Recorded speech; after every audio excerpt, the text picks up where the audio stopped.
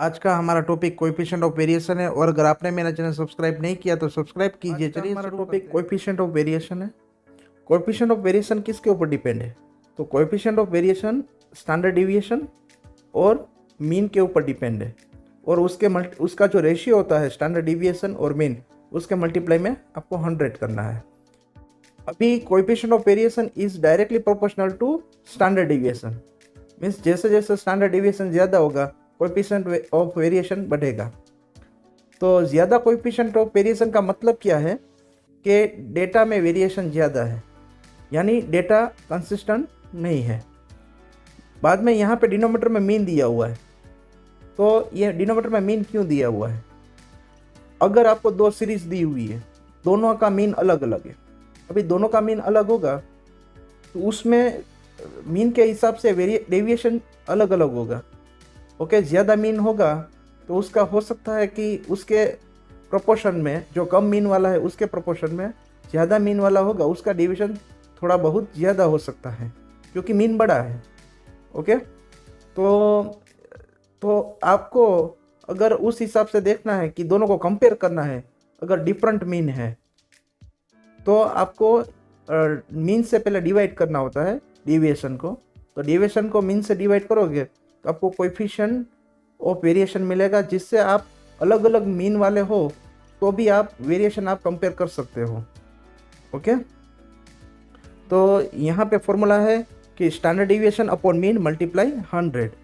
अभी यहाँ पे आप देखो कि सपोज मीन दोनों का सेम है।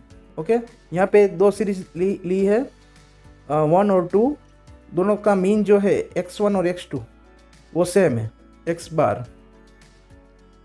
तो यहाँ पे x बार जो दिया हुआ है दोनों का मीन सेम है, तो यहाँ पे कोएफिशिएंट ऑफ वेरिएशन वो टोटली डिपेंड स्टैंडर्ड डिविएशन पे ही है। ओके, तो अगर स्टैंडर्ड डिविएशन ज़्यादा होगा तो वेरिएशन ज़्यादा होगा और वेरिएशन ज़्यादा होगा तो वो डेटा कंसिस्टेंट नहीं होगा वो डेटा। तो इस यहाँ पे कुछ एग्जाम्पल है। 2 plants A and B of factory show the following result about the number of workers and wages paid to them। अभी यहाँ पे वर्कर है, एक में 5000 वर्कर है, एक में 6000 वर्कर है और उसका जो मंथली वेजेस है वो दोनों सेम है। ओके, एवरेज यानी मीन दोनों का सेम है। अभी यहाँ पे वेरिएंस दिया हुआ है 81 और 100, आपको स्टैंडर्ड डिविएशन नहीं दिया हुआ है। अभी जब मीन सेम है, दोनों का 2500 जो एवरेज है वो सेम है, तो वेरिएंस जो होता है, वेरिएबिलिटी जो होती है वो किसके ऊपर डिपेंड होती है? स्टैंडर्ड डिविएशन पे डिपेंड होती है क्योंकि मीन सेम है। तो पहले इसका स्टैंडर्ड डिविएशन फाइंड आउट करना होगा ए का। तो यहाँ पे वेरिएंस यानी स्टैंडर्ड डिविएशन का स्क्वायर इक्वल टू 81। अब यहाँ पे देख सकते हो, अभी स्टैंडर्ड डिविएशन आपको अगर निकालना है तो आपको स्क्वायर रूट करना पड़ेगा। इसका स्क्वायर रूट करो। ओके, इसका स्क्वायर रूट करना पड़ेगा तो स्टैंडर्ड डिविएशन इक्वल टू 9। तो यहाँ पे स्टैंडर्ड डिविएशन 9 है। इसी प्रकार यहाँ पे देखो, यहाँ पे आप बी फैक्ट्री है, अभी इसमें जो वेरिएशन है वो 100 है, यानी बी फैक्ट्री उसका वेरिएंस यानी स्टैंडर्ड डिविएशन का स्क्वायर इक्वल टू 100। अभी देखो स्क्वायर रूट करना पड़ेगा अगर स्टैंडर्ड डिविएशन चाहिए तो यहाँ पे स्क्वायर रूट किया तो इसका 10 आया। अभी स्टैंडर्ड डिविएशन बी का जो है वो 10 आया है और ए का जो है वो 9 आया है। अभी स्टैंडर्ड डिविएशन बी का ज़्यादा आया है, यानी जो बी प्लांट है उसमें सैलरी जो है उसमें वेरिएबिलिटी ज़्यादा है, क्योंकि जिसका स्टैंडर्ड डिविएशन ज़्यादा उसका कोएफिशिएंट ऑफ वेरिएशन ज़्यादा, क्योंकि दोनों का मीन तो सेम है।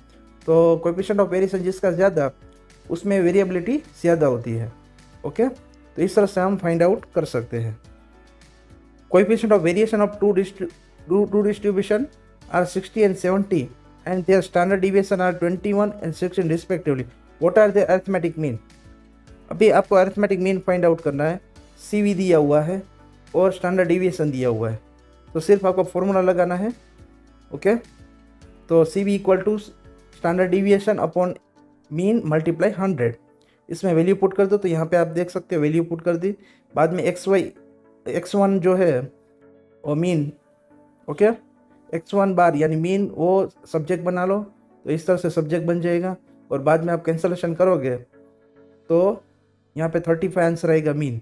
इसी प्रकार आप दूसरा जो दिया हुआ है यहाँ पे दो डिस्ट्रीब्यूशन है, यानी दूसरा दिया हुआ है उसमें CV 70 है और स्टैंडर्ड डिविएशन 16 है। तो यही फार्मूला से आप मीन फाइंड आउट कर सकते हो, ये फार्मूला, और इसमें वैल्यू पुट कर दो और x2 को सब्जेक्ट बना लो और इससे आपको 22.85 आ जाएगा। अभी question 15, the following value are calculate respect to height and weight of student of section 11।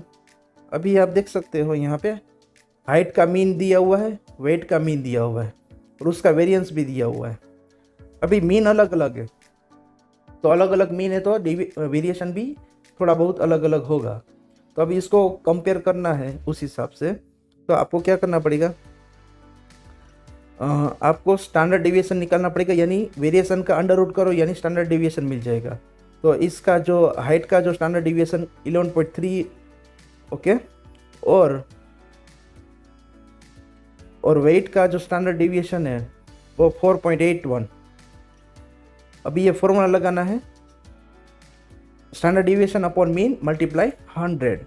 अभी आप यहाँ पे स्टैंडर्ड डिविएशन है, हाइट का स्टैंडर्ड डिविएशन, और यहाँ पे हाइट का मीन मल्टीप्लाई 100। इसको सॉल्व करोगे तो 6.95 आएगा। इसी प्रकार वेट का भी करो, वेट का स्टैंडर्ड डिविएशन 4.81 और नीचे मीन और मल्टीप्लाई 100 करोगे तो आपको वेट का भी कोएफिशिएंट ऑफ वेरिएशन मिल जाएगा। अभी आप देख सकते हो यहाँ पे कोएफिशिएंट ऑफ वेरिएशन किसका ज़्यादा है। तो यहाँ पे कोएफिशिएंट ऑफ वेरिएशन जो है वो अब यहाँ पे 6.98 और 9.18 यानी वेट का ज़्यादा है। तो वेट का कोएफिशिएंट ऑफ वेरिएशन ज़्यादा है यानी वेट में ज़्यादा वेरिएबिलिटी है, ओके, वेरिएशन ज़्यादा वेट में आता है हाइट के हिसाब से, ओके। आप यहाँ पे देख सकते हो कि स्टैंडर्ड डेविएशन जो है वो हाइट का ज़्यादा है, स्टैंडर्ड डेविएशन जो है वो हाइट का ज़्यादा है, ओके। तो CV जो है वो वेट का ज़्यादा है। ऐसा क्यों हुआ? क्योंकि आप देख सकते हो कि वो मीन के ऊपर भी डिपेंड होता है, क्योंकि हाइट का मीन ज़्यादा है, ओके। तो हाइट का मीन ज़्यादा है तो उस हिसाब से वेरिएशन कम होगा, ओके। जो मीन होता है वो ज़्यादा होता है तो उस हिसाब से वेरिएशन कम होता है उसके प्रोपोर्शन में। तो मीन अगर ज़्यादा हो जाए तो वेरिएशन निगलेक्ट भी हो सकता है, क्योंकि ज़्यादा मीन होगा तो थोड़ा बहुत वेरिएशन तो चलेगा, यानी जो हाइट का मीन है वो ज़्यादा है, इसी कारण उसका जो CV है वो छोटा आ गया, ओके। इसी कारण ये 6.95 CV है वो छोटा गया। क्यों छोटा गया? क्योंकि मीन बड़ा है, ओके। नहीं तो आप स्टैंडर्ड डिविएशन अगर देखते हो तो हाइट का वेरिएशन ज़्यादा आएगा, पर यहाँ पे आप देखो कि यहाँ पे मीन छोटा है वेट में, तो वेट में मीन छोटा है, इसी कारण यहाँ पे CV जो है वो ज़्यादा आ गया, यानी वेट में ज़्यादा वेरिएबिलिटी है, यानी आप सिर्फ स्टैंडर्ड डिविएशन पे नहीं डिपेंड है, मीन पे भी डिपेंड होता है, ओके। तो जब मीन सेम हो तभी स्टैंडर्ड डिविएशन पे डिपेंड होता है CV।